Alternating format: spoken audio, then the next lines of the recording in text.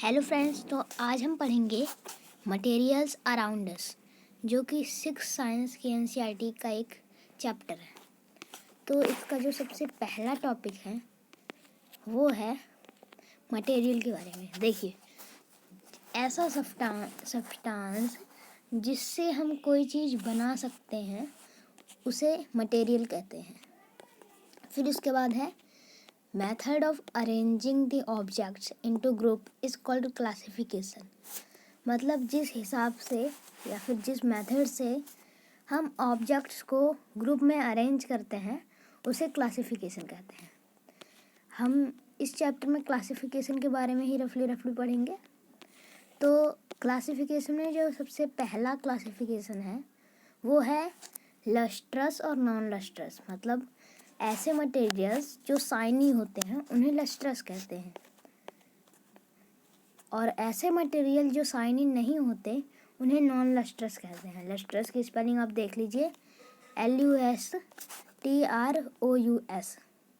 यहाँ आप देख सकते हैं, ये है लस्ट्रस की स्पेलिंग।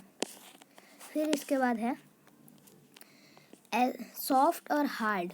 देखिए, ऐसे मटेरियल जो कि इजीली प्रेस किए जा सकते हैं, मतलब और स्क्रैच किए जा सकते हैं। मतलब ऐसे चीज़ें, ऐसे मटेरियल्स जिनको हम आराम से दबा सकें, मतलब ज़्यादा फोर्स न लगाने पर भी हम दबा सकें उसे वो सॉफ्ट मटेरियल हुआ।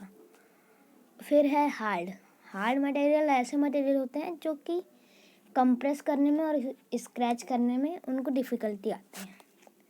फिर है ट्रांसपेरेंट, ट्रांसलूसेंट और ओपेक। देखिए, ट्रांसपेरेंट ऐसा मटेरियल होता है जिसके आर पार हम अच्छे से देख सकते हैं। फिर है ट्रांसलूसेंट।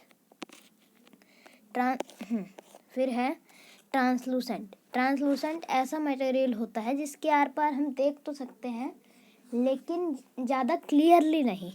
जैसे जो बटर पेपर होता है वो एक ट्रांसलूसेंट मटेरियल है। फिर है ओपेक ऐसे मटेरियल होते हैं जिनके आर पार हम देख नहीं सकते, जैसे ट्री और तकिया, मतलब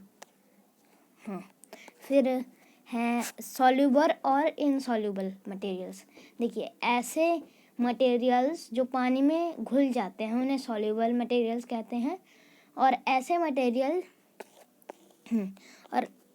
ऐसे मटेरियल जो पानी में अच्छे से, मतलब सही से नहीं घुलते, उन्हें हम इनसॉल्यूबल मटेरियल्स कहते हैं।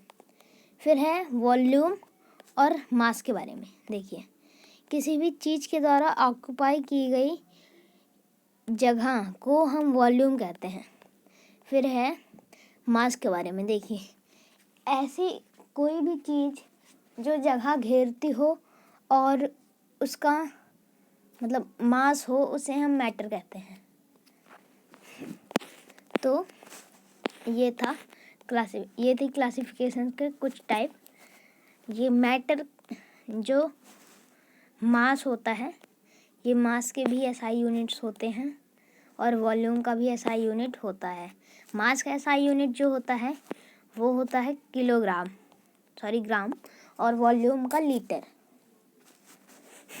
तो धन्यवाद, मिलते हैं किसी और टॉपिक के साथ किसी और दिन में।